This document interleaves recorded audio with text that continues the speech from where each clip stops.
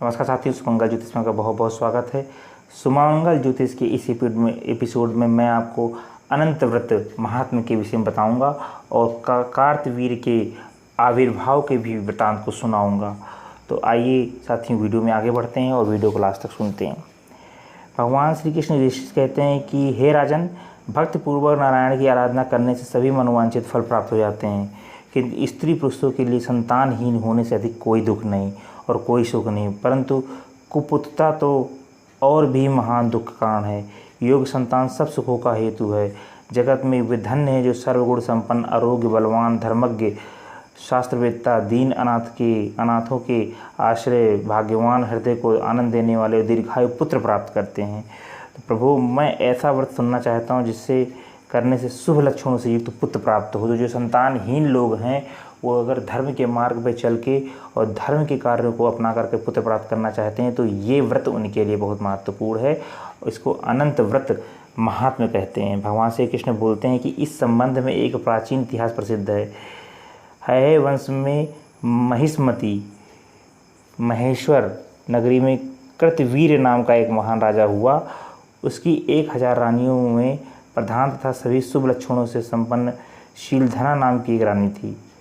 उसने एक दिन पुत्र प्राप्त के लिए ब्रह्मवादिनी मैत्री से पूछा। मैत्री ने उसको श्रेष्ठ अनंत व्रत का उपदेश दिया और कहा, शीलधने, स्त्री या पुत्र पुरुष जो कोई भी भगवान जनार्दन की आराधना करता है उसके सभी मनोरथ पूर्ण हो जाते हैं।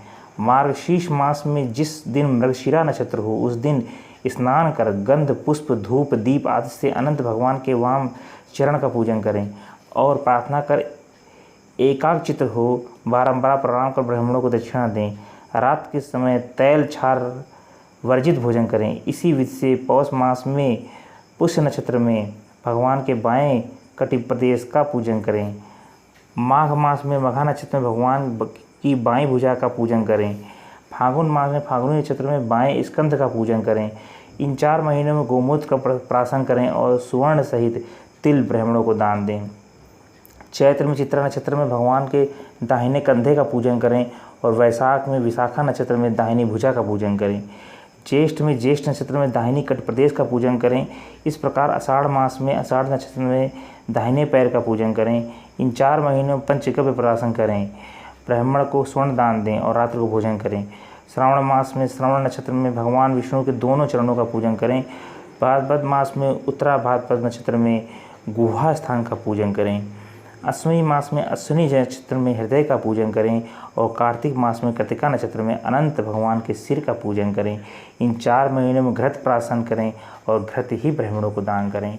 मार्गशीर्ष आदि प्रथम 4 मासों में घृत से, द्वितीय चैत्र आदि 4 मासों में शाली धान्य से और तृतीय श्रावण आदि 4 मासों में अनंत भगवान की प्राप्ति के लिए दुग्ध से हवन करें। हविष्य प्राश का भोजन करना सभी मासों में प्रशस्त माना गया है।